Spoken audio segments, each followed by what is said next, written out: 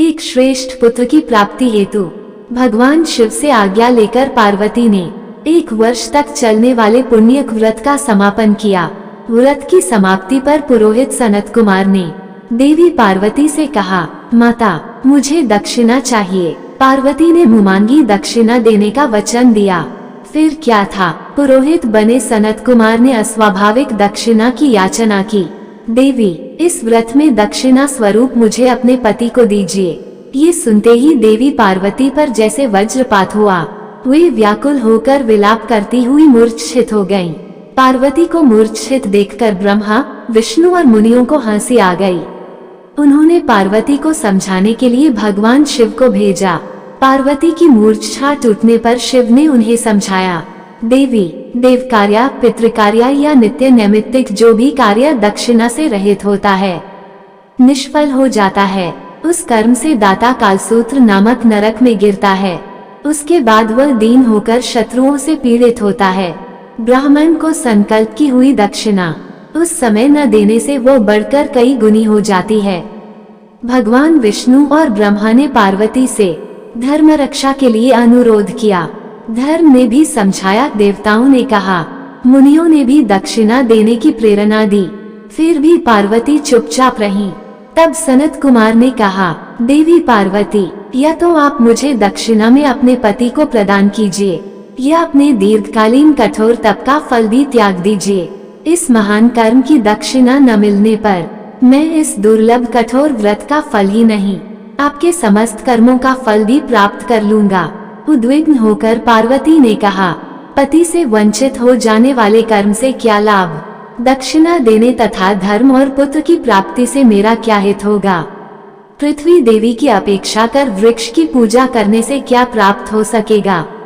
साध्वी स्त्रियों के लिए पति 100 पुत्रों के समान होता है। ऐसी स्थिति में यदि व्रत में अपने पति की ही दक्षिणा दे दी जाए तो पुत्र से क्या लाभ? सत्य है कि पुत्र पति का ही अंश होता है, लेकिन उसका एकमात्र मूल तो पति ही होता है। मूल धन के नष्ट होने पर समस्त व्यापार ही विनष्ट हो जाता है।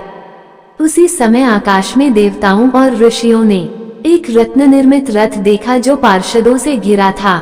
उस रथ से श्री नारायण उतरकर देवताओं के सम्मुख उपस्थित हुए।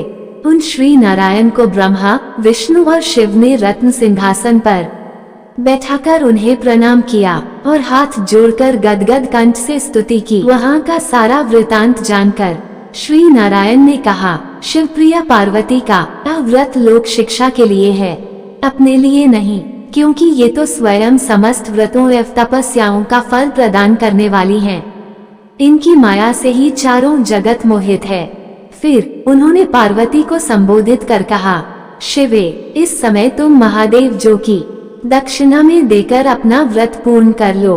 फिर समुचित मूल्य देकर अपने जीवन धन को वापस ले लेना।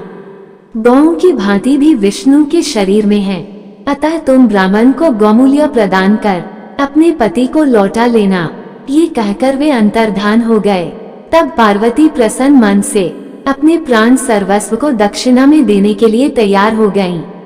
उन्होंने हवन की पूर्णाहुति की और अपने जीवननाथ शिव को दक्षिणा रूप में दे दिया।